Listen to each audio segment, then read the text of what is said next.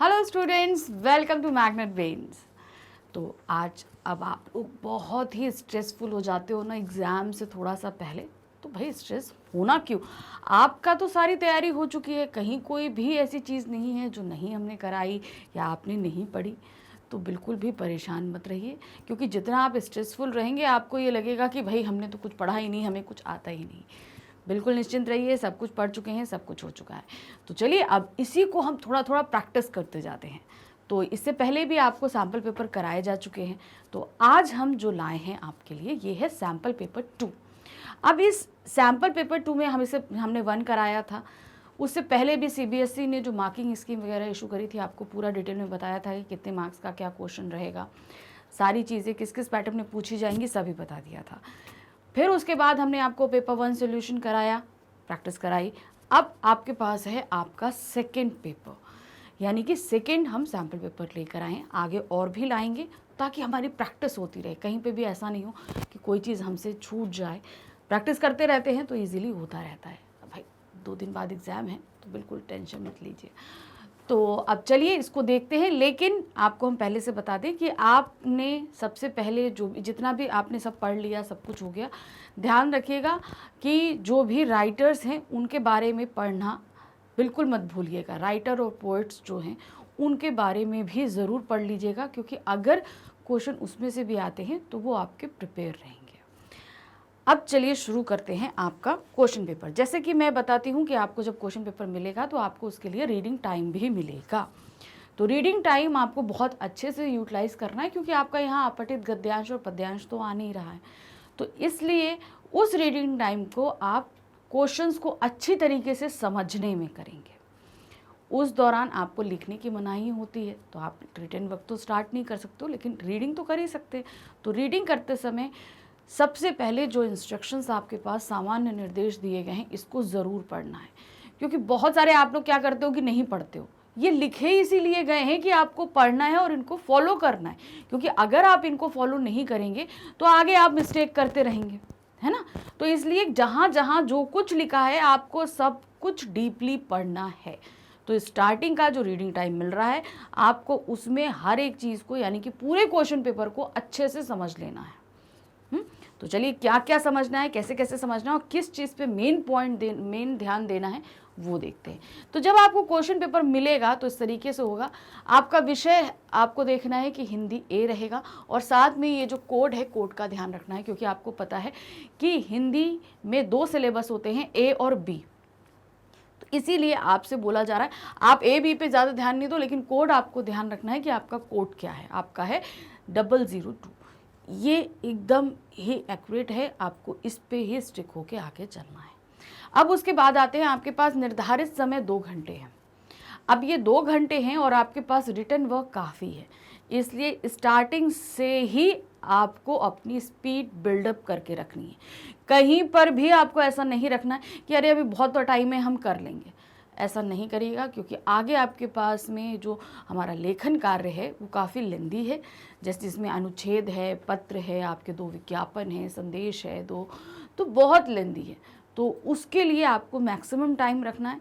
Literature आप minimum time में complete कर लीजिए। मतलब जैसे मान लीजिए कि अगर 2 घंटे आपको दिए गए हैं तो स्टार्टिंग के 45 मिनट के अंदर आपको लिटरेचर कंप्लीट कर लेना है, और फिर 1 आवर 15 मिनट जो आपके पास बचेगा उसमें आप अपना खंडखा यानी कि लेखन कार्य करेंगे।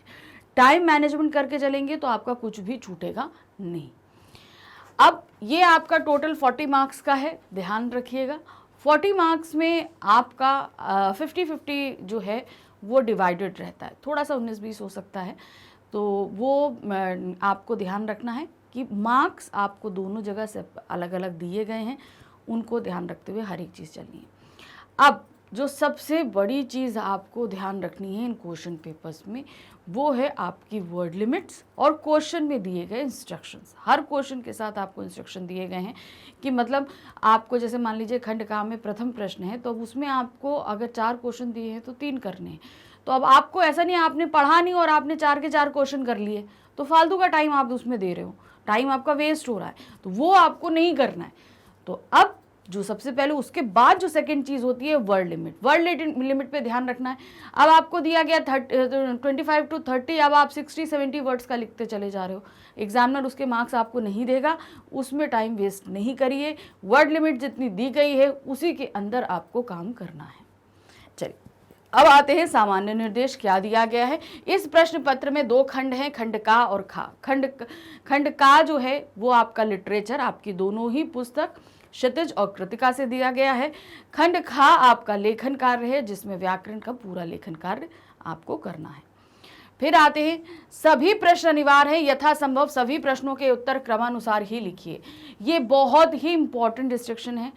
सारे ही प्रश्न करने, कोई प्रश्न नहीं छोड़ना। कहने का मतलब है जैसे प्रश्न संख्या 1 है तो वो आपको 1 करनी है, क्योंकि 1 के अंदर जो उप प्रश्न है उसमें से आपको 3 करने हैं, तब आप उसमें से चूज कर सकते हो। लेकिन आपको क्वेश्चन नंबर 1 भी करना है, 2 भी करना है, 3 भी करना है, 4 भी करना है। उसके अंदर के जो इंस्ट्रक्शन है वो आपको अलग फॉलो करने हैं। दूसरा चीज, आपको क्रमानुसार कार्य करना है। अगर आपके क्वेश्चन पेपर में खंड का आपका लिटरेचर है तो आप वहीं से शुरू करोगे। ऐसा नहीं है कि आपने खंड खा उठाया, पहले हम लेखन कार्य कर देते हैं फिर उसके बाद हम लिटरेचर कर लेंगे, बिल्कुल भी ऐसा काम नहीं करनी। जिस सीक्वेंस में आपका क्वेश्चन पेपर दिया गया है वही सीक्वेंस में आंसर आपकी आंसर शीट पे होने चाहिए। ये नहीं कि आपने पहले खंड का ऑप्ट किया और सबसे पहले क्वेश्चन नंबर 3 किया, फिर 1 किया, फिर 2 किया, ऐसा नहीं करना है। आप जैसे ही सबसे पहले खंड का ऑप्ट करोगे, क्वेश्चन नंबर 1 ऑप्ट करोगे, उसके अंदर आपको जितने प्रश्न करने हैं वो करेंगे, फिर question number 2, question number 3। Sequence में आपको काम करना है, यानी कि क्रमानुसार करना है, कहीं पे भी क्रम आपको ब्रेक नहीं करना है। इस चीज़ को आप ध्यान रखिएगा, ये बहुत इंपॉर्टेंट चीज़ है। एग्जामिनर आपकी कॉपी चेक करते समय एकदम फ्रेश माइंड नहीं होता है, आपसे पहले भी बहुत सारी कॉपीज चेक हो चुकी होती हैं। अगर उसको सीक्वेंस में कॉपी नहीं मिलती है तो उस जगह चीज़ें गड़बड़ाने लगती हैं। इसलिए कभी भी बिना सीक्वेंस के या बहुत ही गंदा काम मत करके दीजिएगा। फिर आते हैं लेखन कार्य में स्वच्छता का विशेष ध्यान रखने, मतलब आपकी राइटिंग बहुत अच्छी होनी चाहिए, साथ ही साथ उसमें गंदगी यानी कि काट पीट इधर उधर, ये इधर एरो लगा के लिख दिया, यहाँ से काटा वहाँ नीचे लिख दिया, ये काम आपको नहीं करना है। एकदम साफ सुथरी अच्छे से सिस्टमेटिक ढंग से काम करिएगा। खंड का में कुल 3 प्रश्न हैं, दिए गए निर्देशों का पालन करते हुए इनके उप प्रश्नों के उत्तर दीजिए। यानी कि खंड का में आपको 3 प्रश्न दिए गए हैं, इनके उप प्रश्न हैं, हर प्रश्न के साथ इंस्ट्रक्शन दिए हैं कि उसके कितने प्रश्न करने हैं, उनको ध्यान से पढ़िए और आगे पढ़िए। फिर एक खंड खा में कुल 4 प्रश्न हैं, सभी प्रश्नों के साथ विकल्प भी दिए गए हैं। निर्देशानुसार विकल्प का ध्यान रखते हुए चारों प्रश्नों के उत्तर दीजिए। खंड खा यानी कि आपका लेखन कार्य के अंदर 4 प्रश्न दिए गए हैं, हर प्रश्न के साथ आपके पास विकल्प मौजूद है, तो बिल्कुल भी घबराइए नहीं। विकल्प यानी कि ऑप्शंस आपके पास में हैं, जैसे अनुच्छेद है आपको 3 दिए हैं, 1 करना है, पत्र 2 दिए हैं, 1 करना है, फिर आप विज्ञापन आइए 2 दिए हैं, 1 करना है, फिर उसमें 2 विज्ञापन दिए हैं, 1 करना है। तो इस तरीके से आपको ध्यान रखना है, हर जगह विकल्प दिया है, बिल्कुल भी परेशान मत होइएगा। लेकिन जो आपको मैं बार बार बोल रही हूँ, वर्ड लिमिट का बिल्कुल भी ध्यान रखिएगा, वर्ड लिमिट कहीं पर भी आप क्रॉस मत करिएगा, बिल्कुल भी नहीं। इससे 2 नुकसान है, पहला आपका टाइम वेस्ट होगा, दूसरा एग्जामिनर उसका कोई मार्क्स नहीं देगा और उसका माइंड अपसेट हो सकता है। तो ये चीज आपको ध्यान रखते हुए आगे बढ़ना है। अब आते हैं हम हमारे दिए गए प्रश्नों पे। तो अब सबसे पहले जो हमारा खंड का शुरू हो रहा है वो है पाठ्य पुस्तक व पूरक पाठ्य पुस्तक। जो खंड का है इन्हीं 2 चीज़ों पे बेस्ड है, यानी कि हमारी जो क्षितिज बुक है उसका गद्य खंड, काव्य खंड, फिर उसके बाद हमारी कृतिका बुक के जो प्रश्न आएंगे, यही 3 प्रश्न, इन तीनों प्रश्नों में ये चीज़ पूछी गई है। तो पहला जो प्रश्न आ रहा है क्या है, निम्नलिखित प्रश्नों के उत्तर 25 से 30 शब्दों में दीजिए। पहले प्रश्न में आपको कितना देना है, 25 से 30 शब्दों में। इसमें कोई ऑप्शन नहीं दिए हैं, आपको सारे प्रश्न करने हैं। क्लियर? अगर इसमें दिया होता था कि 4 में से 3 प्रश्न करने हैं तो आप 3 करते। हो सकता है आपके पेपर में ये ऑप्शन आ जाए, हम ये नहीं कह रहे कि नहीं आएगा, हो सकता है आ जाए। तो आपको सबसे पहले जहाँ पे भी क्वेश्चन दिया है उसके साथ ये इंस्ट्रक्शन बहुत ही केयरफुली पढ़ने हैं। इनमें आप लोग क्या करते हो, नहीं देखते हो कितने प्रश्न करने हैं, सारे कर डाले, तो वो आपका टाइम गया ना, उसमें तो आपको कुछ करना नहीं था। तो आपने क्यों किया, आपको 3 ऑप्ट करने थे तो 3 ऑप्ट करते, सारे ऑप्ट करने की ज़रूरत ही नहीं थी। इसको सबसे पहले आपको पढ़ना, हर प्रश्न के साथ इंस्ट्रक्शंस दिए गए हैं। चलिए, जो हमारा मेन है वो है 25 to 30 वर्ड्स। इनको कैसे करना है आपको बार बार बता चुकी हूँ, वर्ड लिमिट आप खुद अपनी चेक कर सकते हो कि एक लाइन में आपके वर्ड कितने आ रहे हैं, उसी के हिसाब से आपकी लाइंस डिसाइड हो जाएंगी। आते हैं प्रश्न पहला, यानी कि क्वेश्चन नंबर 1 का है, रेम्स चैपल में फादर के साथ कौन कौन था और उनके संबंध उनसे कैसे थे। फादर कौन, ये चैप्टर आपको पता है, मानवीय करुणा की दिव्य चमक है। इस पूरे चैप्टर में हमने फादर कामिल बुल्के के बारे में पढ़ा है। कामिल बुल्के बेल्जियम के रेम्स चैपल से थे, वहाँ से उन्होंने संन्यास ग्रहण किया और भारत आकर वो बस गए थे। यहाँ पे आके हिंदी को लेकर उन्होंने बहुत सारे कार्य किए। तो इन्होंने जो भी कार्य किए, उससे पहले ये रेम्स चैपल में रहते थे, वहाँ इंजीनियरिंग कर रहे थे। उसके बाद उन्होंने इंजीनियरिंग के लास्ट ईयर में जो है संन्यास लेने की सोची। अब वहाँ पर वो किसके साथ रह रहे थे और उन सभी के साथ संबंध, यानी कि पारिवारिक जो लोग थे उनके बारे में और उनके साथ उनके संबंध आपको यहाँ पर बताने हैं। तो कैसे आप लिख रहे हो उसको, तो रेम्स चैपल में फादर का भरा पूरा परिवार था। परिवार में माता पिता, 2 भाई और 1 बहन थी। पिता और भाइयों के प्रति उन्हें बहुत लगाव नहीं था। पिता व्यवसायी थे, एक भाई पादरी तथा दूसरा भाई काम करता था। उनकी बहन सख्त एवं जिद्दी थी, जिसकी बहुत देर में से शादी हुई थी। उन्हें अपने परिवार में केवल माँ की बहुत याद आती थी और अक्सर उनके पत्र उन्हें आते रहते थे। तो यहाँ पर क्या है, उनका पूरा भरा पूरा परिवार था, लेकिन ज़्यादा अटैचमेंट माँ के साथ रहा, क्योंकि जब वो भारत चले आए तो भारत आने के बाद भी उनके माँ के पत्र आते थे। वो 1-2 बार वापस गए भी थे वहाँ अपनी माँ से मिलने के लिए, ज़्यादा नहीं, 1 या 2 बार गए थे। तो उनके पत्र आने और उनसे मिलने, मतलब लगाव उन्हें सबसे ज़्यादा अपने माँ से रहा। परिवार के बाकी सदस्यों से उन्हें इतना लगाव नहीं था।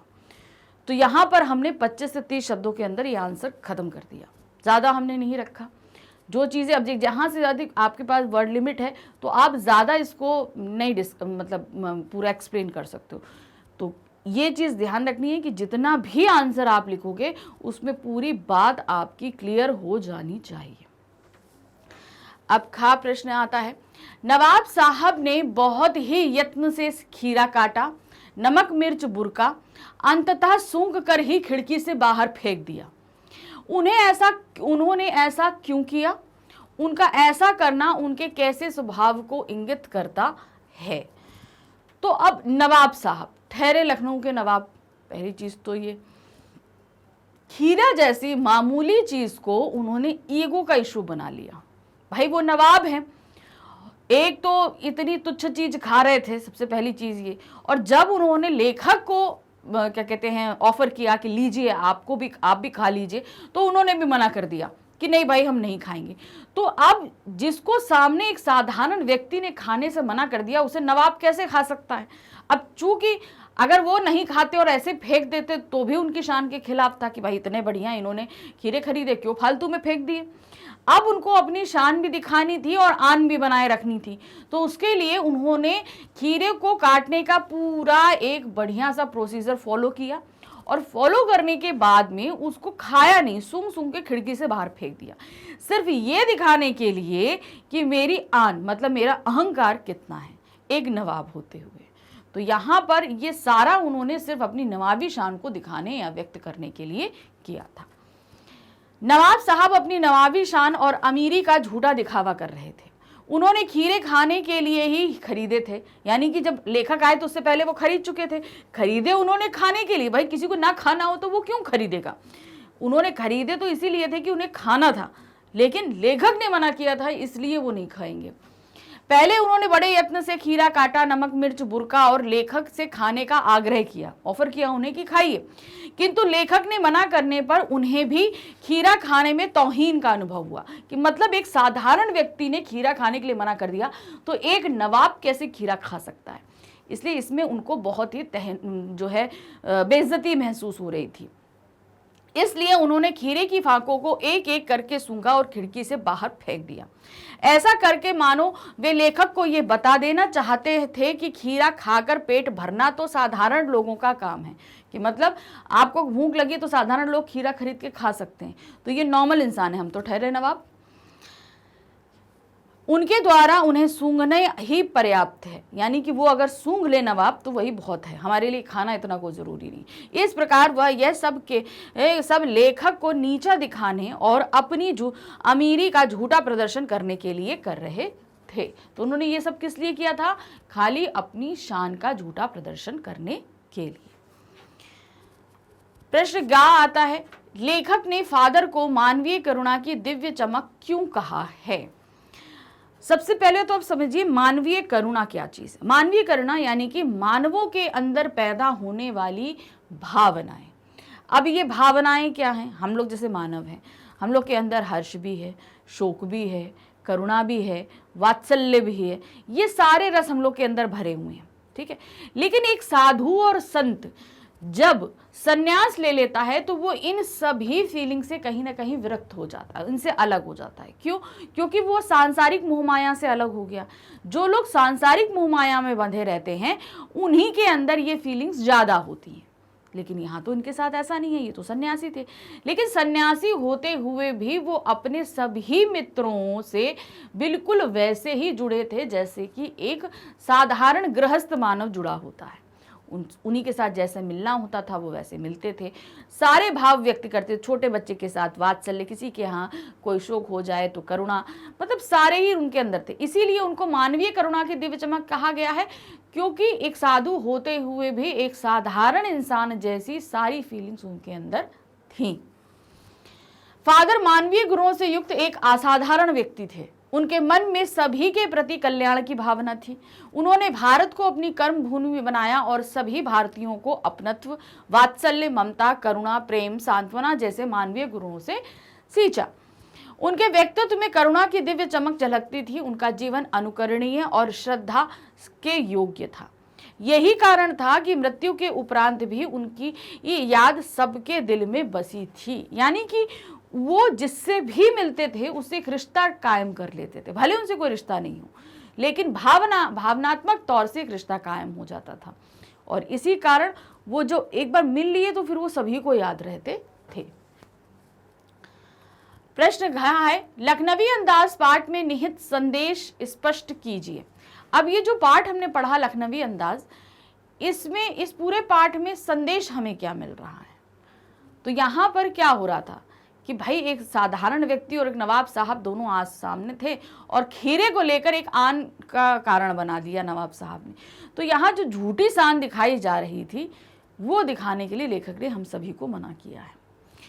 क्या कह रहे हैं? लखनवी अंदाज नामक पाठ में लेखक यह संदेश देना चाहता है कि हमें अपना व्यवहारिक दृष्टिकोण विस्तृत करते हुए दिखावेपन से दूर रहना चाहिए।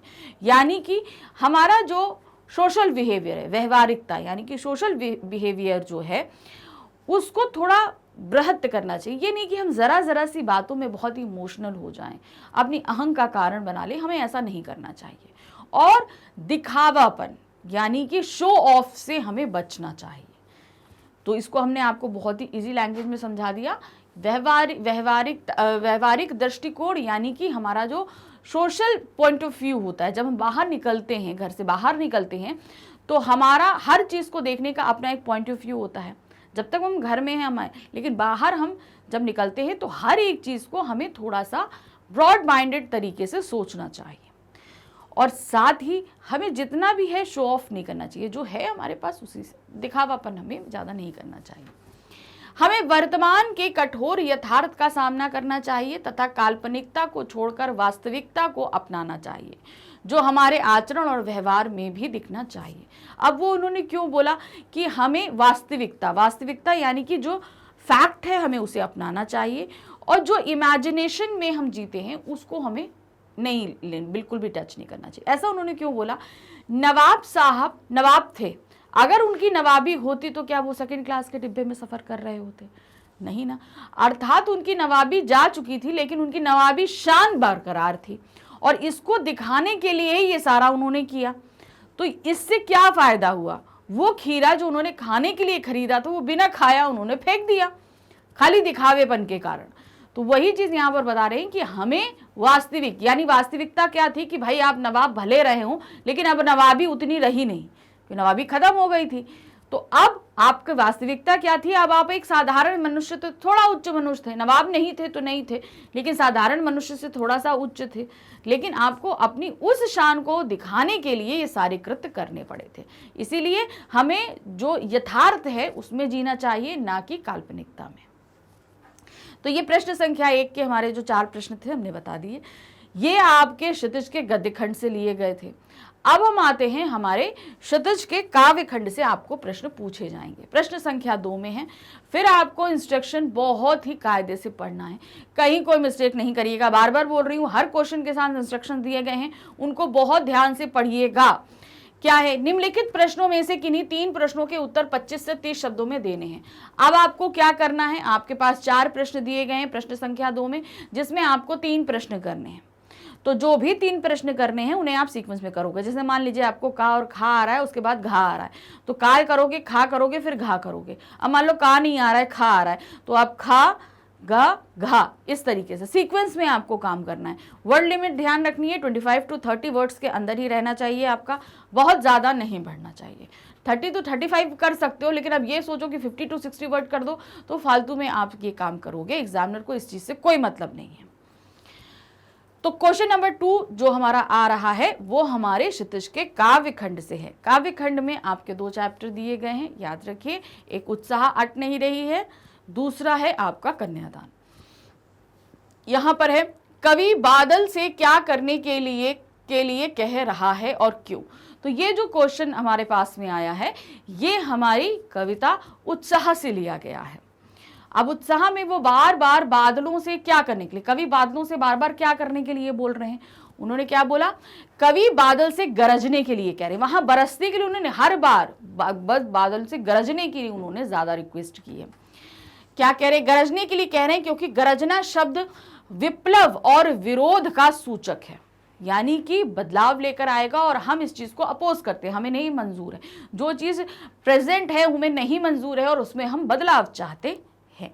तो गरजना, गरजने का तात्पर्य यह है कि हम गुस्सा करते हैं। अब इसको आप ऐसा समझो, गरजते, हम गरजते कब हैं, जब हम में क्रोध आता है, गुस्सा आता है, यानी कि कोई चीज जब हमारे मन मुताबिक नहीं हो रही है तब हमें गुस्सा आता है।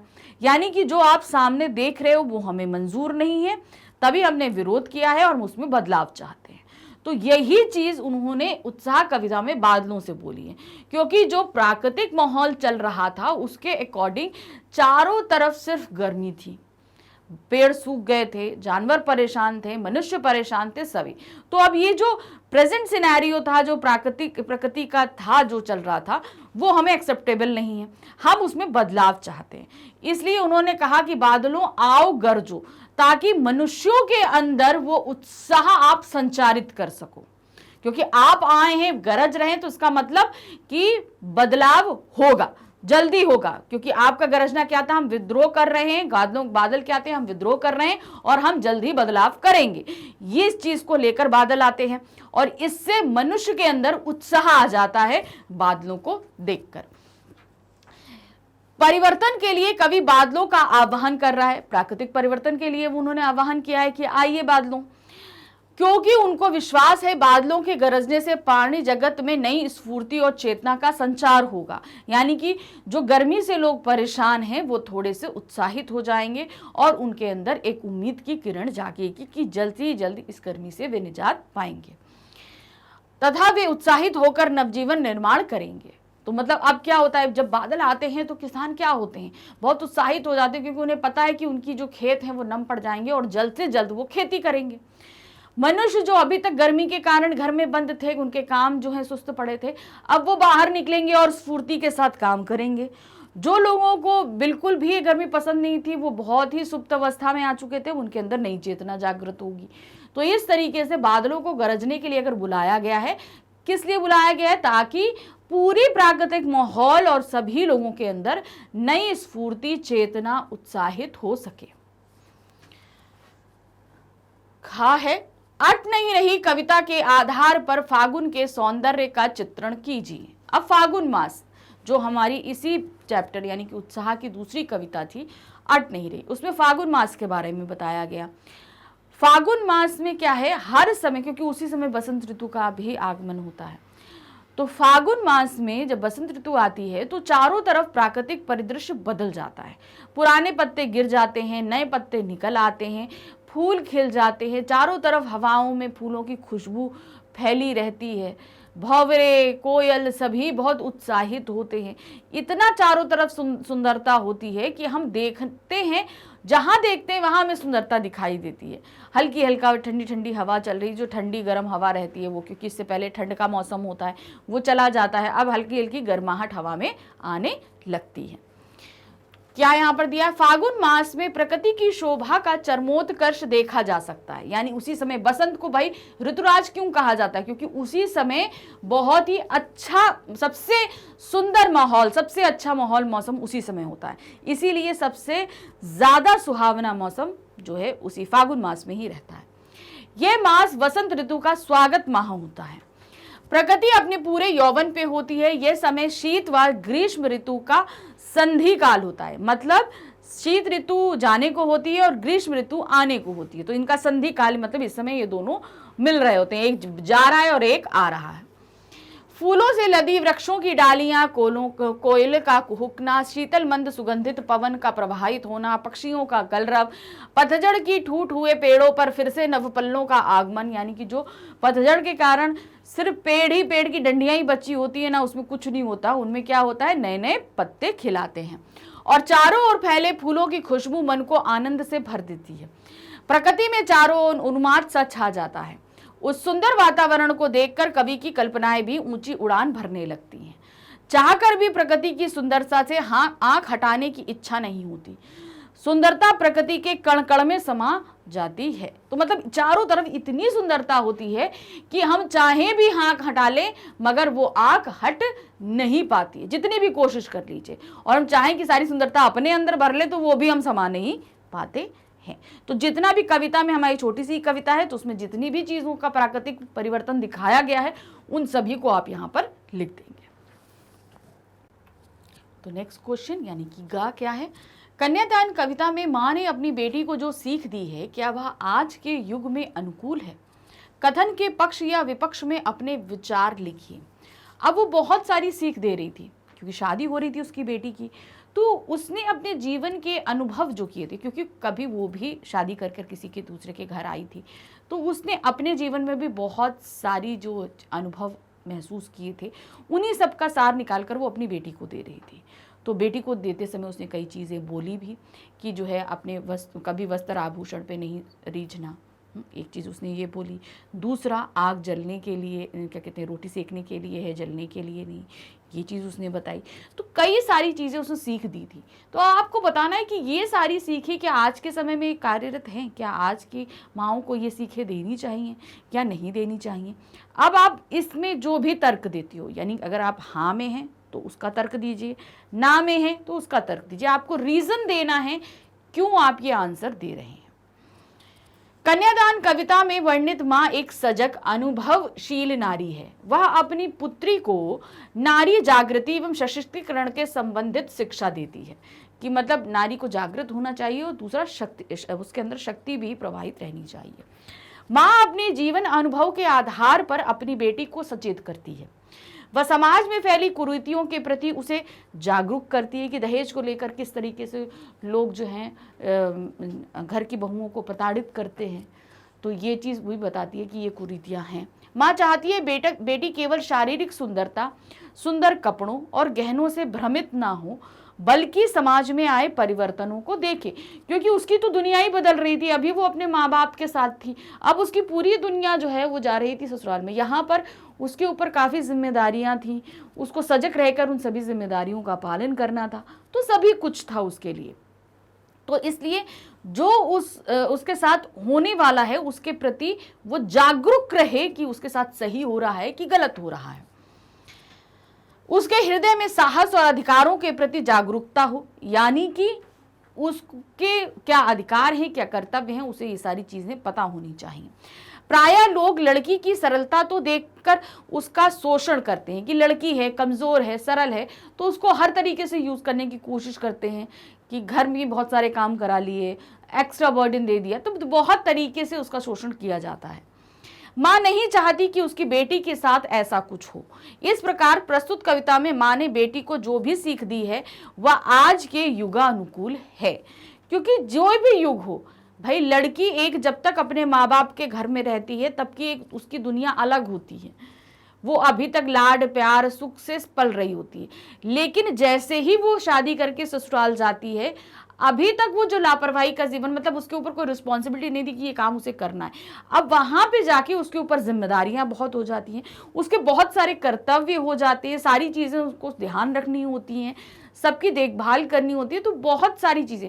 और इन सब के साथ उसे ये भी ध्यान रखता रहना होता है कि कहीं उसके साथ अन्याय ना हो, उसका शोषण ना हो, कोई उसका गलत इस्तेमाल नहीं कर रहा है। तो ये सारी चीजों का भी उसको ध्यान रखना पड़ता है।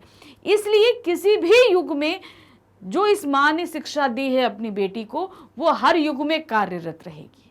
तो हमने इसको तर्क में ये आपको पूरा आंसर दे दिया कि किस तरीके से। तो आप भी जब तर्क दोगे तो पूरा बताइएगा कि आप ये आंसर दे क्यों रहे हो, कि मतलब ये युगानुकूल है तो क्यों है, नहीं है तो क्यों है, दोनों ही रीजन आपको देने पड़ेंगे। अब आते हैं घ प्रश्न पे। हर माँ की चाहत अपनी बेटी को दुल्हन के रूप में देखने व उसके सुखी भविष्य के सपने संजोने में होती है। आप इस विचार से कहां तक सहमत हैं? अब यहाँ पे हर माँ को ये चीज़ होती है कि मतलब उसकी बेटी जो है दुल्हन बने, जिस घर जाए वहाँ बहुत खुश रहे, सभी कुछ। तो आप इस विचार से सहमत हैं या नहीं कि हर माँ ऐसा सोचती है कि नहीं सोचती है, क्या है? तो हाँ, ये बिल्कुल सत्य है कि हर माँ की चाहत अपनी बेटी को दुल्हन के रूप में देखने तथा उसके सुखी भविष्य के सपने सजोने में होती है, कि बेटी की शादी हो जाए, उसके बाद वो एक खुशी संसार में जाए, वहाँ अच्छे से हंस बोल कर रहे, ये बहुत ज़रूरी होता है। आज पढ़े लिखे समाज में रोजगार के लिए भागम भाग होने के बावजूद भी एक बेटी की माँ उसे आत्मनिर्भर बनने के साथ उसे दुनिया की सबसे खूबसूरत दुल्हन के रूप में देखने के लिए लालायत रहती है। उसका पूरा दिन इन्हीं खुशियों के पलों के लिए ताने बाने बुनते हुए निकल जाता है। तो कहने का तात्पर्य यहाँ पर यह है, आज की जिंदगी बहुत भागमभार है, मतलब बच्चे पढ़ भी रहे हैं, जॉब भी कर रहे हैं, वर्क प्रेशर है, सब कुछ है, और उसके अंदर इतनी भागम भाग जिंदगी के अंदर भी जो है माँ ये चाहती है कि उसकी बेटी बहुत अच्छी सुंदर सी दुल्हन बने, और जब वो ब्याह कर कहीं और जाए तो वो अपने जीवन को संतुलित तरीके से जी सके, खुश रह सके, सम्मानित रह सके। तो ये सारी चीज़ें हैं जो एक माँ हमेशा अपनी बेटी के लिए चाहती है। तो ये जो प्रश्न पूछा गया है, हम इस चीज़ से पूरी तरीके से सहमत है ये चीज़। तो अब यहाँ पर हमारा प्रश्न संख्या 2 खत्म हो गया। अब आते हैं प्रश्न संख्या 3।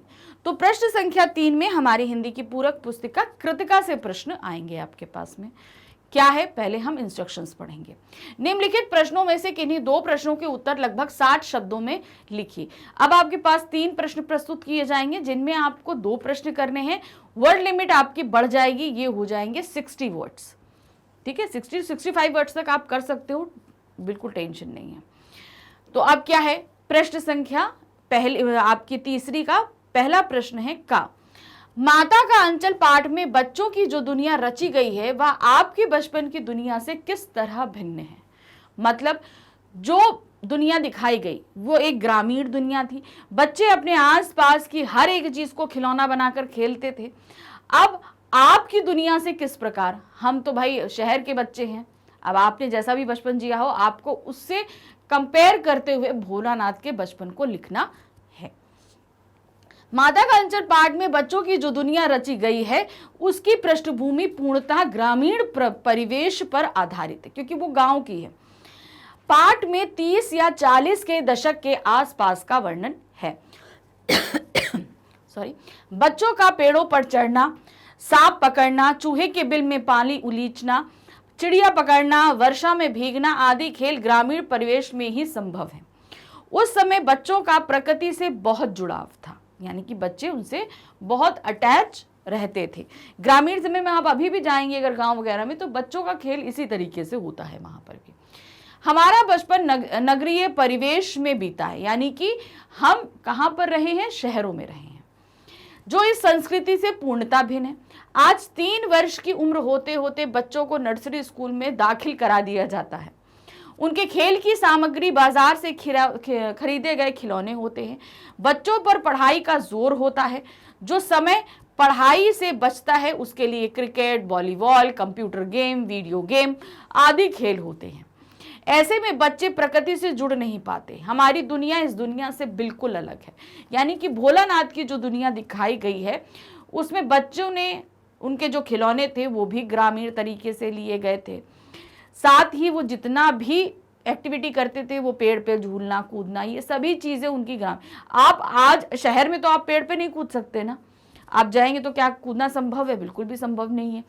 तो यहाँ पर एक गांव और नगर के बचपन की एक तुलना हमने यहाँ पर प्रस्तुत करी है। तो ये ध्यान रखना है कि क्वेश्चन अगर बदल जाए तो भी आपको कि मतलब ग्रामीण परिवेश में बीता बचपन कैसा होता है, नगरीय परिवेश में बीता बचपन कैसा होता है, उसकी व्याख्या कीजिए तो भी आप यही आंसर लिख सकते हो। तो आपको मेन ये है कि आंसर क्या लिखा गया है, क्वेश्चन क्या पूछ रहा है, इनको आप समझते हुए चलेंगे। हो सकता है क्वेश्चन बदल जाए, आंसर आप यही प्रस्तुत कर सकते हो। तो ये चीज है। अब आते हैं खा पर। समाचार पत्रों की जन जागरण में क्या भूमिका होती है? जॉर्ज पंचम की नाक पाठ के आधार पर स्पष्ट कीजिए। जॉर्ज पंचम की मूर्ति की नाक तोड़ दी गई थी, ठीक है। अब उसको लगाने के लिए बहुत कवायद करी गई, कहीं नहीं मिली। अंत में जिंदा व्यक्ति की नाक को लगाया गया। इन सभी लगाने से पहले की हर एक खबर अखबारों में छप रही थी। रानी एलिजाबेथ के आने की पूरा सारी चीजें जो हैं वो एक तरीके से अखबार में छप रही थी। लेकिन जिस दिन नाक लगी उस दिन सारे ही अखबार चुप थे। ये बात किसी अखबार में छापी ही नहीं गई। तो यहाँ पर उन्होंने बताया है कि जो समाचार पत्र हैं लोगों को जागृत करने की भूमिका निभाते हैं। जाहिर सी बात है, दुनिया में जो कुछ भी घटित हो रहा है, आज हमारे पास इंटरनेट है, कंप्यूटर है, तो हम हर पल की खबर को जान लेते हैं। लेकिन जब आप आज से पीछे चले जाइए 10 साल पीछे, तो उस समय इंटरनेट का इतना चलन नहीं था।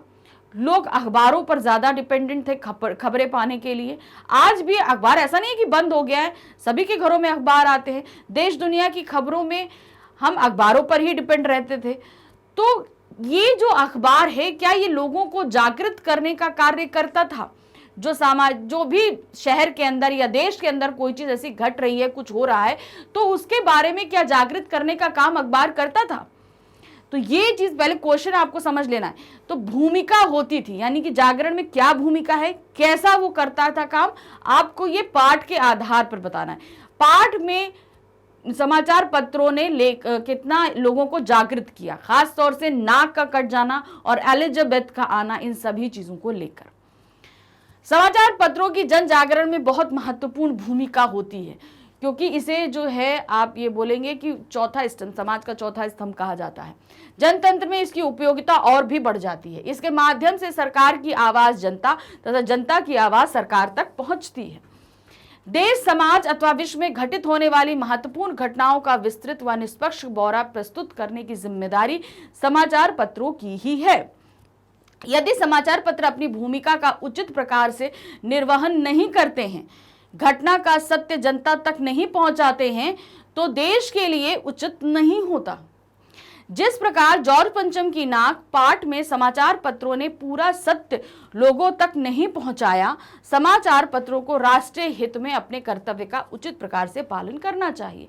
तो मतलब यहां था कि सारा सत्य तो वो पहुंचा ही नहीं रहे थे, है ना, तो थोड़ा थोड़ा पहुंचा रहे थे। तो यहां पर ये बताया गया कि इस पाठ में जो समाचार पत्र थे उन्होंने अपनी भूमिका को सही तरीके से निर्वहन नहीं किया था। गा है हमारा। कवि लॉन्गस्ट्रॉन्ग में घूमते हुए चक्र को देखकर लेखिका को पूरे भारत की आत्मा एक सी क्यों दिखाई दी? वहां पर एक धर्म चक्र था ना, जिसे जितेंद्र ने कहा कि इसे घुमाने से हमारी मन्नत पूरी होती है, जो हमारी इच्छा होती है वो पूर्ण होती है, हमारे पाप धुल जाते हैं। तो यहाँ पर उन्होंने बताया कि हर जगह, सिर्फ कवि लॉन्गस्ट्रॉन्ग में ये धर्मचक्र घुमाने से ही नहीं, गंगा में स्नान करने से हमारे पाप धुल जाते हैं, वैष्णो देवी के दर्शन करने से जो है हमारी इच्छाएं पूरी हो जाती हैं। तो कहने का तात्पर्य है कि आप भारत के किसी भी क्षेत्र में चले जाइए, अपने पाप धोने, अपनी मान्यताओं को पूरा करने के अपने अपने प्रोसीजर हर जगह होते हैं। इसीलिए पूरे भारत की आत्मा को एक उन्होंने यहाँ पर बताया था। तो क्या था? जितेंद्र नार्गे ने कवि लॉन्गस्ट्रॉम में घूमते चक्र के विषय में लेखिका को बताया कि यह प्रेयर व्हील या धर्म चक्र जिसको घुमाने से सारे पाप धुल जाते हैं। जितेंद्र की यह बात सुनकर लेखिका सोचने लगी कि भारत की आत्मा एक ही है। हम देश के किसी भी कोने में चले जाएं, चाहे जितने ही वैज्ञानिक प्रगति करने, किंतु हमारी आस्था, विश्वास, अंधविश्वास और पाप पुण्य की अवधारणाएं एक जैसी ही रहती हैं। मतलब तरीके अलग अलग होंगे, लेकिन हम जो चाहते हैं वो हर एक जगह हमको मिलती है। हमारा पाप धोने का जो तरीका है, हमारी आस्थाएं, अंधविश्वास हर जगह अपने अपने अलग अलग तरीके से होते हैं। इसीलिए उन्होंने भारत की आत्मा को एक ही बताया है। तो अब इस प्रश्न के साथ हमारा खंड का यानी कि हमारा लिटरेचर सेक्शन खत्म होता है। अब इसके बाद जो हमारा आता है वो है हमारा लेखन कार्य। ये देखिए, खंड खा है रचनात्मक लेखन खंड, यानी कि यहाँ पर अब जो कुछ है, अभी तक तो हमने जो कुछ पढ़ा था किताब में या चैप्टर में वो सारी चीज़ें हमने लिखी थी। अब यहाँ पर वो चीज़ें आएंगी हमें अपने आप से करनी होंगी। तो ये कैसे करेंगे, क्या है, सभी कुछ हम देखते और समझते चलते हैं। तो पहला हमारा जो प्रश्न आ रहा है खंड खा का, और हमारे प्रश्न पत्र का चौथा प्रश्न है अनुच्छेद लेखन पर आ रहा है। इंस्ट्रक्शन फिर दिए गए हैं, ध्यान से देखिएगा। निम्नलिखित अनुच्छेदों में से किसी एक विषय पर संकेत बिंदुओं के आधार पर लगभग 150 शब्दों में अनुच्छेद लिखिए। अब आपके सामने 3 ऑप्शंस दिए गए हैं, ठीक है। इन 3 ऑप्शन में आपको सिर्फ एक ऑप्ट करना है। तो जो भी आप ऑप्ट करोगे, ध्यान रखिएगा, उस हेडिंग के साथ पूरा जस्टिफिकेशन आप करेंगे, यानी कि जो कुछ पूछा जा रहा है आप उसको उत्तर देंगे। और आपको जो कुछ भी लिखना है वो ये 3 संकेत बिंदु हैं, यानी कि जो चीज़ बोली जा रही है, पूछी जा रही है, आपको सिर्फ उतना लिखना है, उससे ज़्यादा आप कहीं इधर उधर नहीं पढ़ेंगे। वर्ड लिमिट का ध्यान रखना है। जो भी संकेत बिंदु दिए गए हैं इन्हें एज अ हेडिंग कहीं पर भी इस्तेमाल नहीं करना, क्योंकि अनुच्छेद लेखन में हम किसी तरह की हेडिंग का इस्तेमाल नहीं करते हैं। अब आते हैं जो हमसे पूछा गया है, क्या है? युवाओं का विदेश के प्रति बढ़ता मोह, विदेशी आकर्षण और युवा प्रतिभा पलायन। तो यहाँ पर ये 3 टॉपिक हैं, लेकिन मतलब एक ही है, ठीक है, कि लोग विदेशों की तरफ क्यों आकर्षित हो रहे हैं। आजकल के यंगस्टर जो हैं विदेश में जाके पढ़ना चाहते हैं, वहाँ जाके जॉब करना चाहते हैं। तो ये पलायन कर रहे हैं एक तरीके से, अपने देश से वो दूसरे देश में जाकर रह रहे हैं। और साथ ही प्रतिभा पलायन, प्रतिभा पलायन का तात्पर्य यहाँ पर क्या हुआ, जो आज के हमारे यंगस्टर है, अच्छी खासी पढ़ी लिखी है, बहुत ही हुनरमंद है, वो अच्छा हुनर क्या है, अच्छी प्रतिभा कहाँ है, वो कहीं दूसरे देश में जाकर इस्तेमाल करते हैं। तो एक तरीके से प्रतिभा का पलायन हो गया। तो हमारी सारी जो अच्छाइयाँ हैं वो कहाँ जा रही, हमारे देश में इस्तेमाल ना होकर कहीं दूसरी जगह हो रही। अब ये जो 3 टॉपिक दिए या एक ही टॉपिक आप समझ लो, इसको आपको जो भी एक्सप्लेन करना है सिर्फ 3 पॉइंट्स के अंदर एक्सप्लेन करना है। पहला है प्रतिभा पलायन के कारण, अर्थात लोग पलायन क्यों कर रहे हैं, क्या कारण है इसका। दूसरा, समस्या के समाधान के उपाय, आखिर इस पलायन को रोकने की जो जाने के लोग हैं, इनकी समस्या है, इसको हम कैसे रोक सकते हैं, यानी कि लोगों को हम अपने ही देश में ग्रैब करके कैसे रख सकते हैं कि लोग अपनी जितना भी हुनर है अपने देश में ही इस्तेमाल करें, ना कि दूसरी जगह जाकर इस्तेमाल करें।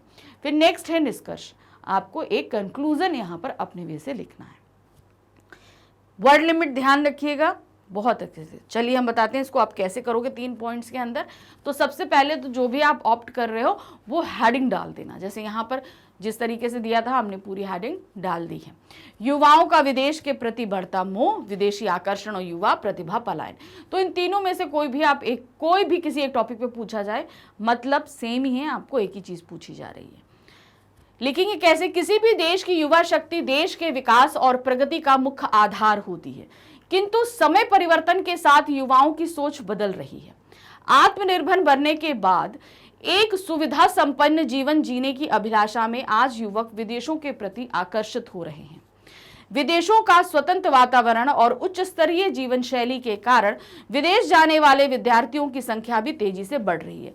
मतलब वहाँ का जो लिविंग स्टैंडर्ड है वो बहुत हाई है, वहाँ की जीवन शैली बहुत ही इजी है, इतना बहुत ही कॉम्प्लिकेटेड नहीं होती है, वहाँ पे मिलने वाली फैसिलिटीज़ बहुत अच्छी हैं, इसलिए जितने भी हमारे युवा हैं वो विदेश की तरफ आकर्षित हो रहे हैं। वहाँ इजी टू अर्न है, आप अच्छे से पैसा कमा सकते हो। तो ये सारी चीज़ें क्या हैं, हमारे यंगस्टर को उस तरफ खींच रही हैं, ये कारण हो गए। फिर भारत में बढ़ती बेरोजगारी और विदेशों में रोजगार, शिक्षा और अनुसंधान के नए अवसर प्राप्त होना भी इसका एक प्रमुख कारण है। तो ये भी एक कारण है कि वहाँ पर ज़्यादा अपॉर्चुनिटीज़ हैं हमारे देश के बनस्पत। इस प्रतिभा पलायन को रोकने के लिए, अब इसको रोकने के लिए हम क्या कर सकते हैं, समाधान क्या है? हमें बचपन से ही शिशुओं में देश प्रेम की भावना और राष्ट्र की जड़ों से जोड़ने वाले नैतिक मूल्य विकसित करने होंगे। यानी कि बचपन से ही ये फीडअप करें बच्चों में कि हमारा देश ही हमारे लिए प्रायोरिटी है, हम जितना कुछ करेंगे अपने देश के लिए करेंगे। साथ ही अपने देश में रोजगार और शैक्षिक अनुसंधान के अवसर उपलब्ध कराएं। मतलब हमारे यहाँ जो शिक्षा की फैसिलिटीज़ हैं, जो इंफ्रास्ट्रक्चर है, इसको हमें और हाई स्टैंडर्ड का करना है, ये कोशिश करिए। तो लोग पढ़ने के लिए, बच्चे जो हैं वो बाहर जाने की कोशिश नहीं करेंगे, अपने देश में ही पढ़ेंगे। युवाओं को उचित वातावरण में काम करने का अवसर प्रदान करें। मतलब फ्रेंडली माहौल हो, बहुत प्रेशर नहीं हो, आप जितना काम कर रहे हो आपको उतना पैसा आप मिल सके आपको, ये सारी चीज़ें लोगों को, लोग जो हैं, अगर हमारी सरकार प्रोवाइड कराती है तो शायद ये प्रतिभा पलायन नहीं हो। युवाओं को भी विदेश का मोह त्याग कर अपनी प्रतिभा का प्रयोग देश हित में करने का अपना नैतिक उत्तरदायित्व समझना होगा। तो यहाँ पर जो 3 पॉइंट से पूछे गए थे, पहला कारण था क्यों प्रतिभा पलायन हो रहा है, उसका क्या समाधान हो सकता है, और एक कंक्लूजन। तो कंक्लूजन आप एक लाइन में लिख सकते हो, कोई मुश्किल नहीं है, निष्कर्ष जो दे सकते हैं। तो जैसे यहाँ पर भी हमने एक लाइन में ही दिया है, तो ये आपको इन्हीं 3 पॉइंट्स में अपना अनुच्छेद डिस्कस करना है। इसके अलावा आप कुछ और एक्सप्लेन नहीं करोगे, ये ध्यान रखिएगा। अब आते हैं नेक्स्ट अनुच्छेद जो हमारे पास ऑप्शन में दिया गया है, वो है स्वास्थ्य और व्यायाम अथवा छात्र जीवन में योग का महत्व। अब देखिए यहाँ पर एक ही चीज है लेकिन 2 अलग अलग टॉपिक्स में पूछा गया है। पहला टॉपिक हमारे पास में है स्वास्थ्य और व्यायाम, दूसरा टॉपिक है छात्र जीवन में योग का महत्व, यानी कि स्टूडेंट लाइफ में योग की क्या इंपॉर्टेंस होती है। अब इसको आपको 3 पॉइंट्स में डिस्कस करना है, पूरा एक्सप्लेन करना है। व्यायाम के प्रकार, यानी कि व्यायाम के क्या क्या प्रकार होते हैं, विद्यार्थियों के लिए इनका क्या महत्व होता है, और तीसरा है निष्कर्ष। इन्हीं 3 पॉइंट पे आप इसको करोगे डिस्कस। अब है आते जो भी है उसको हम क्या करेंगे सॉरी, सबसे पहले हम उसकी हेडिंग डाल देंगे, जो भी हम ऑप्ट करना है। 3 दिए, 3 में से हमें एक करना है, तो जो भी आप ऑप्ट करोगे उसकी आप टॉप हेडिंग डालेंगे। इस तरीके से स्वास्थ्य और व्यायाम अथवा छात्र जीवन में योग का महत्व। अब इसको आपको एक्सप्लेन करना है, 3 पॉइंट जो दिए उन्हीं पे। सबसे पहले क्या था, योग क्या है, ये चीज आपको पता है। व्यायाम के प्रकार पूछे गए थे ना, व्यायाम के प्रकार, फिर विद्यार्थियों के महत्व और निष्कर्ष। तो यहाँ पर क्या दिया है, स्वस्थ शरीर से में ही स्वस्थ मस्तिष्क निवास होता है। कहा गया है पहला सुख निरोगी काया। शरीर को स्वस्थ रखने का एकमात्र उपाय है नियमित व्यायाम करना। व्यक्तिगत व्यायाम से योगासन, प्राणायाम प्रमुख है। इसके अतिरिक्त प्रातः भ्रमण, तैराकी, खेलकूद, दंड बैठक, भागदौड़ आदि भी व्यायाम के अंतर्गत आते हैं। इससे अब क्या क्या व्यायाम के प्रकार हैं हमने आपको सभी बता दिए। इससे शरीर में रक्त संचार ठीक होता है, शक्ति और स्फूर्ति आती है, मुख पर कांति झलकने लगती है, व शरीर सुडौल, सुगठित और सुंदर बन जाता है। तो अब व्यायाम के जो भी प्रकार है हमने बता दिया और इनसे क्या क्या फायदे हैं। अब विद्यार्थी जीवन के इसके महत्व को बताना है। योग विद्यार्थियों के लिए विशेष महत्व रखता है। इससे एकाग्रता बढ़ती है, यानी कंसंट्रेशन डेवलप होता है बहुत ही ज्यादा, तथा मन पर सकारात्मक प्रभाव पड़ता है, यानी कि हम पॉजिटिविटी गेन करते हैं। जब देखिए हम बहुत स्वस्थ रहेंगे, हमारे अंदर सुस्ती नहीं रहेगी, तो पॉजिटिविटी अपने आप अंदर आ जाती है। आजकल विद्यालयों में योगाभ्यास को शारीरिक शिक्षा के अंतर्गत सम्मिलित किया जाता है। आप देखते हैं बहुत से स्कूल में योगा क्लासेस भी लगती हैं, तो ये भी सम्मिलित कर लिया गया है। स्वस्थ रहने के लिए हमें उचित समय, उचित मात्रा में अपनी आयु व क्षमता के अनुरूप योगाभ्यास व व्यायाम को जीवन का अनिवार्य अंग बना लेना चाहिए। तो जो 3 पॉइंट्स दिए थे, व्यायाम के प्रकार, विद्यार्थियों के लिए महत्व और निष्कर्ष, ये 3 पॉइंट्स में हमने आपको ये पूरा क्लियर अप कर दिया। अब आते हैं हमारा तीसरा ऑप्शन। आज की मांग संयुक्त परिवार, यानी कि आपका जो क्या कहते हैं परिवार, सभी लोग जो साथ में रहते हैं जिन्हें हम जॉइंट फैमिली कहते हैं, और वर्तमान परिप्रेक्ष्य में संयुक्त परिवार की आवश्यकता। चीज एक ही पूछी गई है मगर दो अलग अलग टॉपिक्स में है आपके सामने। तो पहला है आज की मांग संयुक्त परिवार और दूसरा है वर्तमान परिप्रेक्ष्य यानी कि प्रेजेंट सिनेरियो में संयुक्त परिवार की आवश्यकता है या नहीं। तो नहीं का मतलब नहीं, आवश्यकता आज की क्या मतलब आज के समय में ज्वाइंट फैमिली की क्या इंपॉर्टेंस है। अब इसको आपको तीन चीजों में डिस्कस करना है। पहला है संयुक्त परिवार का अर्थ क्या होता है, ये आपको बताना है। दूसरा है एकल परिवार व्यवस्था की कमियां, यानी कि जो सिंगल न्यूक्लियर फैमिलीज होती हैं उनकी क्या कमियां होती हैं, ये बताना है। और अंत में आपको निष्कर्ष देना है। तो 3 पॉइंट्स आप कैसे डिस्कस करोगे। पहला, आपको वही हेडिंग डालनी है जो भी आप ऑप्ट कर रहे हो, आज की मांग संयुक्त परिवार तथा वर्तमान परिप्रेक्ष्य में संयुक्त परिवार की आवश्यकता। फिर उसके बाद आते हैं एक अविभाजित परिवार जिसमें एक से अधिक पीढ़ियों के लोग एक ही घर में मिलजुल कर साथ रहते हैं संयुक्त परिवार कहलाता है। मतलब कई पीढ़ी, यानी दादा दादी हो गए, मम्मी पापा हो गए, बच्चे हो गए, तो ये 3 पीढ़ी एक साथ रहते हैं ना, तो ये क्या हुआ, संयुक्त परिवार हो जाता है। इस परिवार में घर के वयोवृद्ध व्यक्ति, सामान्यतः पुरुष, मुखिया के रूप में परिवार के सभी सदस्यों के कार्यों का विभाजन, उत्पादन व उपयोग की व्यवस्था करते हैं। मतलब जो सबसे बड़े व्यक्ति होते हैं, बुजुर्ग व्यक्ति होते हैं, वो सबकी क्षमता के अनुसार उनको कार्य का विभाजन कर देते हैं। संयुक्त परिवार के सदस्य आर्थिक रूप से सुरक्षित रहते हैं, क्योंकि मान लीजिए जब हम मान लीजिए हम ज़्यादा अर्न नहीं कर रहे हैं तो जाहिर सी बात है हमारे बड़े हमको सपोर्ट करेंगे, है ना। नहीं हुए तो हमारे भाई बहन अगर साथ में रह रहे हैं, एक ही भाई जैसे 2 भाई भी साथ रह सकते हैं, तो वो हमें आर्थिक सपोर्ट दे सकते हैं। कोई भी विपदा आने पर सब मिलकर उनका सामना करते हैं। तो ये हो गई जॉइंट फैमिली और जॉइंट फैमिली के फायदे, क्या होता है जॉइंट फैमिली।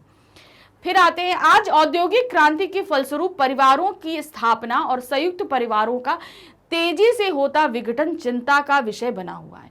मतलब अब संयुक्त परिवार नहीं है ज्यादा। धनोपार्जन में व्यस्त माता पिता के बच्चे अकेले रहकर बुरी आदतों और मानसिक रोगों का शिकार हो रहे हैं।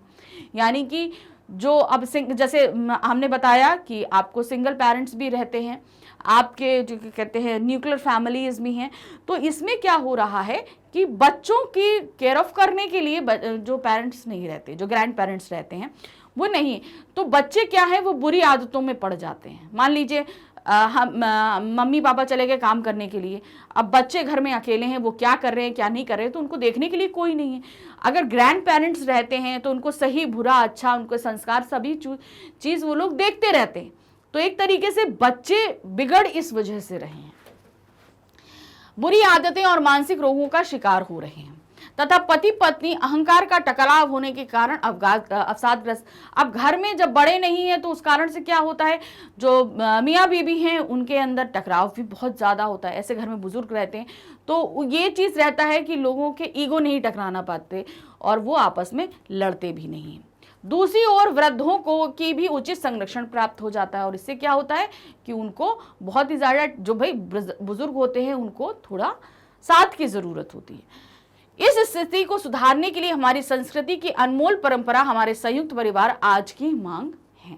तो हमने यहाँ पर आपको बता दिया संयुक्त परिवार क्या है, एकल परिवार की क्या कमियां हैं, इनसे क्या चीज़ें डेवलप हो रही हैं, और तीसरा हमारा निष्कर्ष क्या है।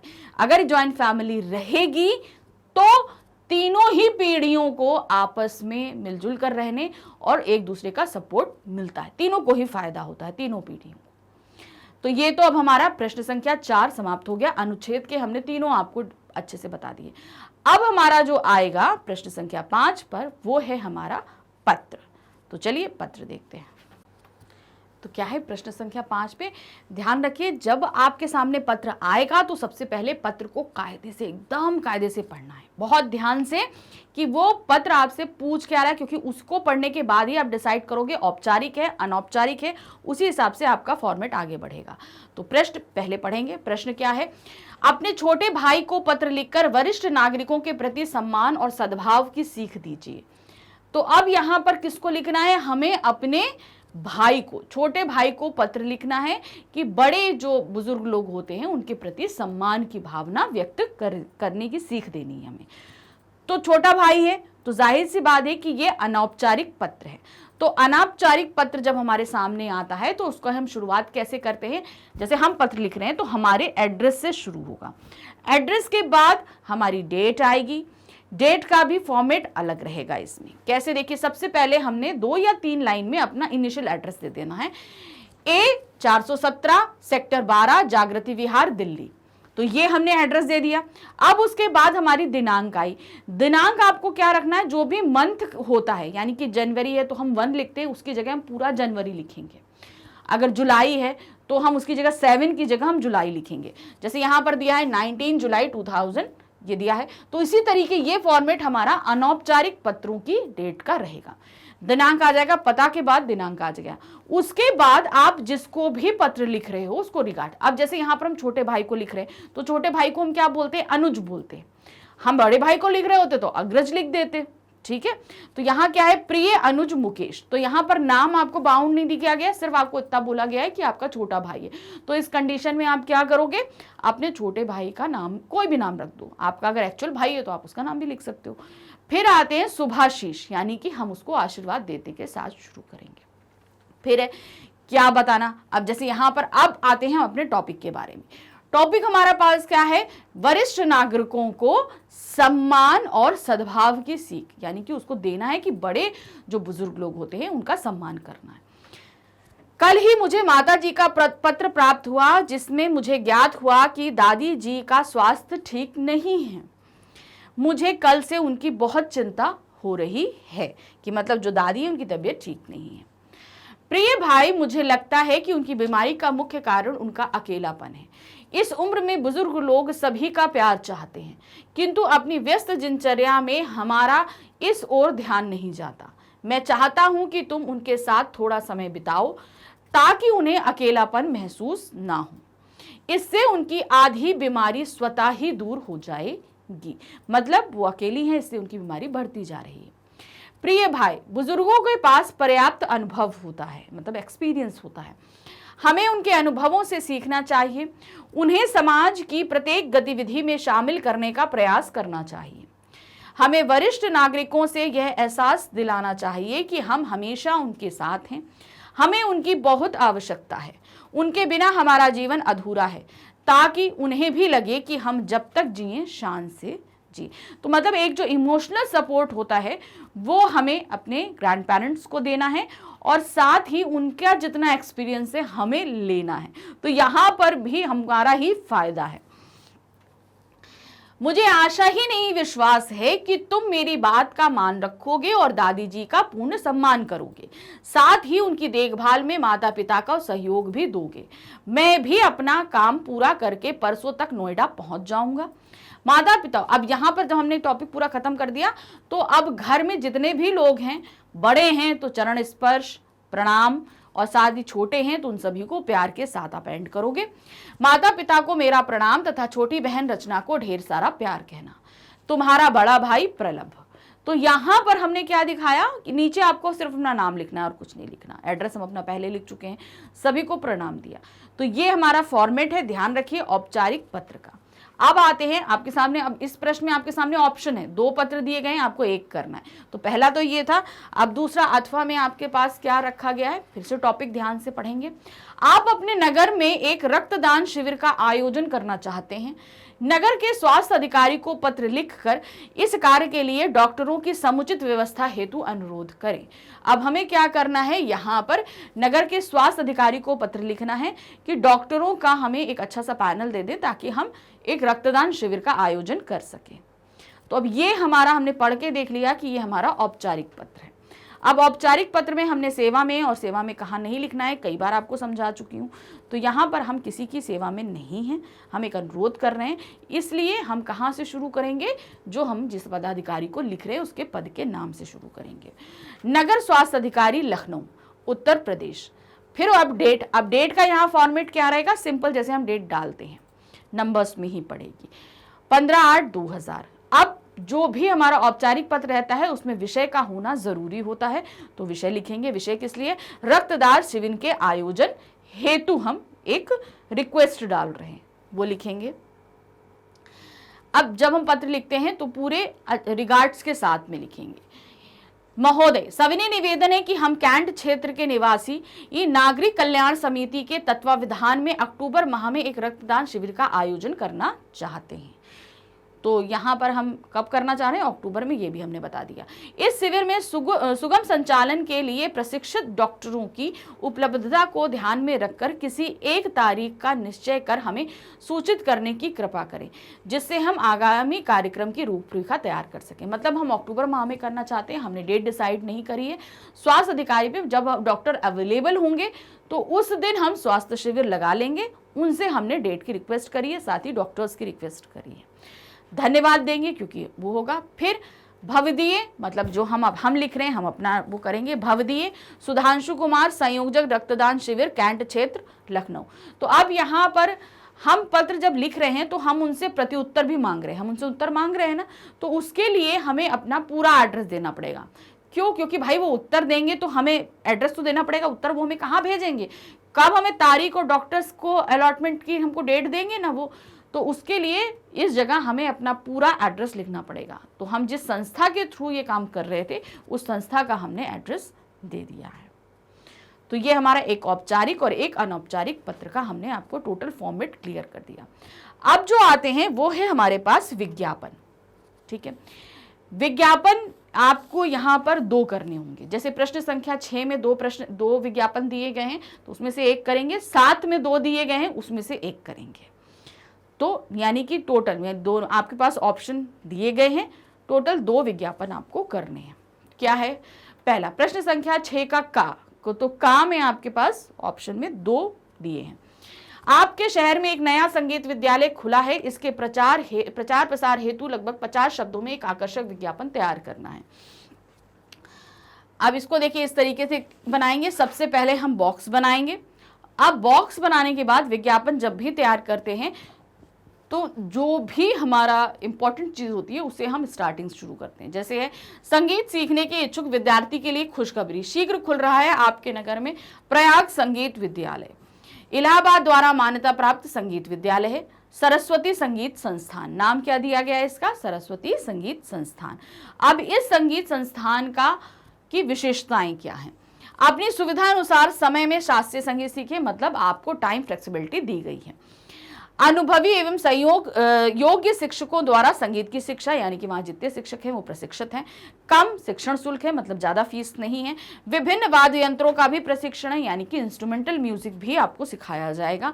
अधिक जानकारी के लिए संपर्क करें। तो यहाँ पे एड्रेस नहीं देकर मोबाइल नंबर दिया गया है, आप चाहें तो यहाँ नीचे एड्रेस दे सकते हैं। एड्रेस देते समय आपको जब भी ध्यान रखना होगा, एक ऐसे करके एक नीचे आप ब्लॉक बना लीजिएगा, वहां पर आप एड्रेस दीजिएगा। ठीक है, तो इससे एक अलग, क्योंकि जब भी हम विज्ञापन देते हैं तो उसमें नीचे की तरफ ही हमें एड्रेस देना होता है। अब दूसरा हमारे पास ऑप्शन आया है, मतलब प्रश्न संख्या 6 के का में 2 विज्ञापन आपसे पूछे गए हैं, 2 में से 1 करना है। अथवा में क्या दिया गया है, गर्मी की छुट्टियों में बच्चों को निःशुल्क नृत्य सिखाने के लिए नटराज संस्थान की ओर से अधिक बच्चों को प्रवेश लेने हेतु लगभग 50 शब्दों में एक विज्ञापन तैयार करना है। तो आपको यहाँ क्या करना है, 50 शब्दों का एक विज्ञापन तैयार करना है नटराज संगीत विद्यालय के लिए, नृत्य विद्यालय के लिए। अब क्या है, गर्मी की छुट्टियां नृत्य के संग।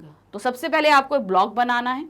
अब ब्लॉग बनाने के साथ ही आपको क्या करना है, यहाँ पर आप डालोगे गर्मी की छुट्टियां नृत्य के संग, यानी कि जो समर वेकेशन में ही है ये चीजें हो रही हैं, तो उसमें नटराज भरतनाट्यम का कथक व पारंगत शिक्षक। तो नटराज जी की मूर्ति, यहाँ पर शिव जी जैसे नटराज, तो यहाँ पर हमने एक पिक्चर भी इस तरीके से आप बना सकते हो। नहीं है तो नटराज जी की मूर्ति भी बना सकते हो।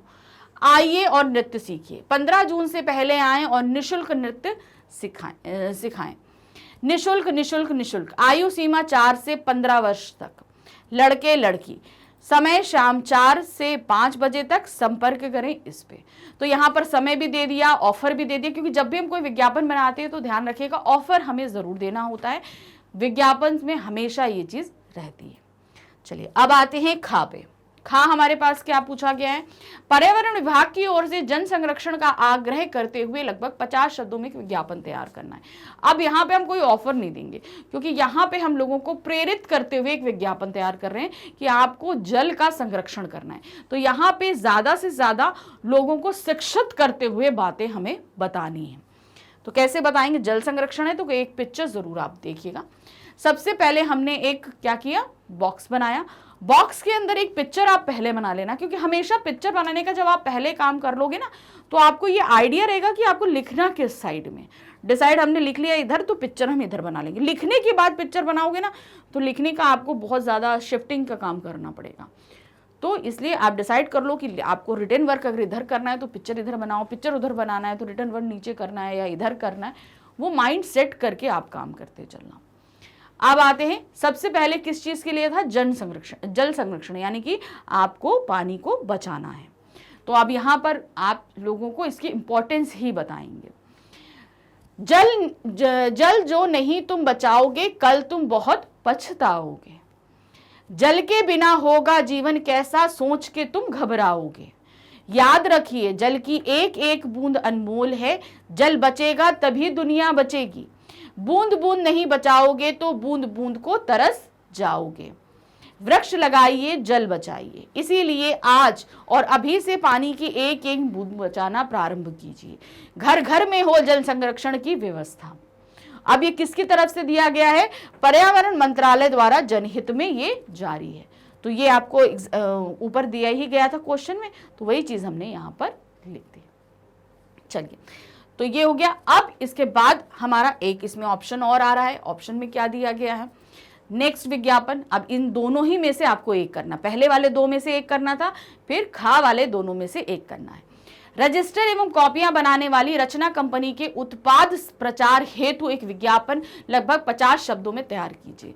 अब एक कंपनी है रचना जो रजिस्टर और कॉपियां बनाती है, उसके लिए आपको विज्ञापन तैयार करना है कि लोग ज्यादा से ज्यादा इसकी रजिस्टर्स और कॉपियां खरीदें। यहाँ पर क्या है, इस तरीके, सबसे पहले हमें क्या बनाना है, ब्लॉग बनाना है। जब हम ब्लॉग बना लेंगे तो कौन सी क्या चीज बना रही है, रजिस्टर एवं कॉपियों की दुकान में हंगामा, कोई एक ऐसी टैग लाइन दे देंगे। फिर क्या है, रचना रजिस्टर एवं कॉपियां, सुंदर व चिकने पेज सभी साइज में उपलब्ध। अब इस प्रोडक्ट की क्या खासियत है हमने ये बता दी। फिर आप पिक्चर बना दो एक, फिर जो भी आप ऑफर दे रहे हो, जो कोई भी चीज अच्छी चीज है उसको आप ब्लॉक में डाल दो ताकि हाईलाइट हो सके। अपनी रचना को रचना में क्रमबद्ध कीजिए। 10 कॉपियों के साथ एक रजिस्टर फ्री। अब ये मिलेगा कहाँ, 465 माल रोड, आगरा, दूरभाष, इतना। अच्छा, आपको मैं बता दूं, विज्ञापन आप जितने भी बनाओगे पेंसिल का ही यूज करना, किसी भी तरह की कलरिंग पेन का इस्तेमाल नहीं करिएगा।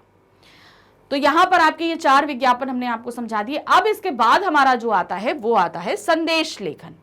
संदेश लेखन प्रश्न संख्या 4 है। इसमें भी आपको 2 संदेश लेखन में बनाने हैं।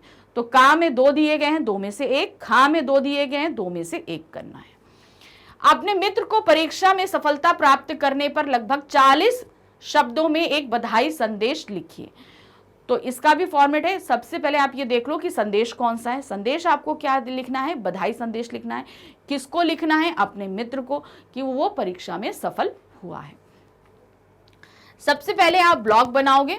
ब्लॉग बनाने के बाद कौन सा संदेश दे रहे हो, बधाई संदेश दे रहे हो। उसके बाद दिनांक, समय और आप जिस भी आपको मित्र को लिख रहे हो। ध्यान रखिए सब कुछ लेफ्ट हैंड साइड ही रहेगा आपका। अब उसको आपको बधाई देनी है। बधाई क्या है, परीक्षा में अभूतपूर्व सफलता प्राप्त करने पर हार्दिक बधाई। मुझे विश्वास था कि तुम परीक्षा में अवश्य सफल होगे। आखिरकार तुम्हारी मेहनत आज रंग लाई। मुझे अपनी मित्र पर गर्व है। क्या है, चरम सफलता पाई तुमने, हमको बड़ा अभिमान है। माता पिता का मान बढ़ाया, पाया लक्ष्य महान है। तो इस तरीके से कुछ जो अच्छी कुछ एट्रैक्टिव लाइंस भी आप लिख सकते हो। तुम सदैव इसी प्रकार उन्नति करो, मिलने पर पार्टी होगी। अनुभव, आप एंड में जो भी ये संदेश दे रहा है उसका नाम आ जाएगा। अब अथवा में नेक्स्ट हमारे पास क्या है, तो इन दोनों में से आपको एक करना है। आप अपनी सखी को लगभग 40 शब्दों में नव वर्ष की शुभकामना संदेश लिखिए। अब आपको सखी को लिखना है और कब, न्यू ईयर का संदेश आपको देना है, बधाई संदेश देना है। तो क्या है, संदेश है। फिर से आप डेट लिखोगे, समय लिखोगे और नाम लिखोगे। फिर उसके बाद आते हैं, आपको सपरिवार नूतन वर्ष की हार्दिक शुभकामनाएं। ईश्वर करे आपका आने वाला वर्ष स्वास्थ्य, समृद्धि और उन्नति से भरा हो। सुस्वागतम, अभिनंदन, नव वर्ष हमारा तुम्हें नमन। तुम आओ लेकर सुख समृद्धि, तुम जाओ देकर हर्ष शिवम। आपके सुखद भविष्य की मंगल कामना के साथ उत्तेजना। तो इस तरीके से आप ये लिख दोगे। अब आते हैं खा पे। खा में क्या दिया गया है? खा में भी अब आपके पास जो 2 दिए गए थे उन दोनों में से आपको एक करना है। आपके चाचा जी का एक्सीडेंट हो गया है, उन्हें सांत्वना देते हुए एक संदेश लगभग 40 शब्दों में आपको लिखना है। सांत्वना संदेश, डेट लिखेंगे, उसके बाद आप कब लिख रहे हो वो समय लिखेंगे, और किसको आपको देना था? चाचा जी को देना था, और उनका एक्सीडेंट हो गया है तो सांत्वना संदेश है। अभी अभी मुझे पता चला कि आज प्रातः आपका एक्सीडेंट हो गया है, आप बिल्कुल चिंता ना करिए, मैं 2 बजे तक वहां पहुंच जाऊंगा, शोभित। तो इस तरीके से कि चिंता नहीं करिए, सांत्वना देते हुए मैं आपके पास पहुंच जाऊंगा। तो ध्यान रखिएगा, आपको जो चीज़ें मेन फॉलो करनी है वो है ब्लॉग बनाना है, जो भी संदेश है ऊपर लिखना है, डेट, समय और जिसको आप लिख रहे हो वो सभी कुछ लेफ्ट हैंड पे, इवन आपका नाम भी लेफ्ट हैंड पे ही आएगा। अब इसमें से खा में से आपको 2 में से एक करना था। क्या है दूसरा? किसी प्रियजन के आकस्मिक निधन पर सांत्वना देते हुए अपने संबंधी अथवा मित्र को लगभग 40 शब्दों में संदेश देना है। तो यहाँ पर आप मृत्यु हो गई है तो सांत्वना देते हुए है तो सांत्वना संदेश रहेगा, लेकिन अगर यहाँ पर किसी के निधन की खबर होती तो वहाँ पर हम शोक संदेश लिखते। तो यहाँ पर क्या है, ये सांत्वना संदेश है। ब्लॉग बनाएंगे, देखिए जो भी संदेश है वो आपके क्वेश्चन में ही दिया रहेगा। बधाई संदेश है, शुभकामना संदेश है, सांत्वना संदेश है, शोक संदेश है, जो कोई भी संदेश होगा वो आपका क्वेश्चन में ही दिया रहेगा। तो उसको लेकर आप बेफिक्र रहो कि कौन सा संदेश लिखना है। तो इसमें दिया था हमने क्वेश्चन में सांत्वना संदेश, फिर डेट डालेंगे, समय डालेंगे। अब किसको आप लिख रहे हो? अपने मित्र को लिख रहे हो, तो मित्र का नाम प्रिय अखिल। यह संसार प्रकृति के नियमों के अधीन है, शरीर नश्वर है, जो इस संसार में आया है समय पूर्ण होने पर उसे जाना ही होता है। प्रभु से प्रार्थना है कि वे दिवंगत आत्मा को मोक्ष एवं शांति तथा शोकाकुल परिवार को धैर्य प्रदान करें। इस दुखद घड़ी में हम सब आपके साथ हैं, मयंक। तो आपको वहां पे उसको थोड़ा सांत्वना देनी है कि वो परेशान नहीं हो जिनका भी वहां पे निधन हुआ है। तो ये हमारा संदेश हो गया। तो देखिए यहाँ पर बहुत ही ज़्यादा वर्क है, तो जब भी आप कार्य करना यानी कि एग्ज़ाम में लिखते समय प्लीज़ राइटिंग में स्पीड बनाकर रखिएगा, क्योंकि रिटन वर्क आपके पास में ज़्यादा है और समय कम है। बिल्कुल भी टाइम, जो आपका रीडिंग सेक्शन है, रीडिंग जो टाइम रहेगा, ध्यान रखना, सेक्शन तो है ही नहीं, रीडिंग सेक्शन इसमें कहीं नहीं दिया गया है। तो जो रीडिंग टाइम आपको मिल रहा है उसे बहुत अच्छे से यूटिलाइज करना, क्योंकि एंड तक पेपर पढ़ना, आपको क्या क्या काम करने हैं इस चीज़ को माइंड में सेट कर लेना कि अनुच्छेद कौन सा ऑप्ट करना है, पत्र कौन सा लेना है, विज्ञापन कौन कौन से करने हैं, संदेश कौन कौन से करने, उसे फटाफट रीडिंग सेक्शन के टाइम में ही अपने अंदर बिठा लेना कि हमें ये काम कर लेना है। क्वेश्चन कौन कौन से ऑप्ट करने हैं का सेक्शन में, जैसे पहले वाले क्वेश्चन में 4 में से 3 करने हैं, दूसरे में 4 में से 3 करने हैं, दूसरे में 3 में से 2 करने हैं। तो जो जो क्वेश्चन आपको ऑप्ट करने हैं उसे आप उसी समय अपने दिमाग में बिठा लीजिएगा, तो बिल्कुल भी आपका टाइम वेस्ट नहीं होगा। पूरा टाइम मैनेजमेंट करके अच्छे से चलेगा। 45 मिनट में हमें का सेक्शन खत्म करना है और बाकी 1 आवर 15 मिनट, यानी कि 1 आवर 15 मिनट तो आप हटा दो, 1 आवर में आपको पूरा अपना जो खा सेक्शन है खत्म करना है। फिर लास्ट के जो 15 मिनट्स बचेंगे उनमें आपको अपना पूरा पेपर फिर से देखना है, कहीं कुछ छूटा नहीं है, कहीं कोई मिस्टेक नहीं है, ये सारी चीज़ें करनी है।